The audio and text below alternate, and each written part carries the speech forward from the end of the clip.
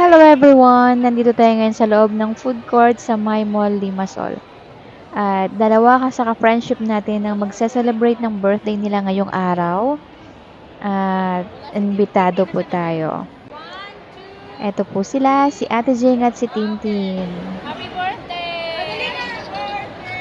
At after that, ay dumiretso po kami sa May Marina. At na-curious po ako kung anong meron dito sa chocolate show, kaya pumasok po kami.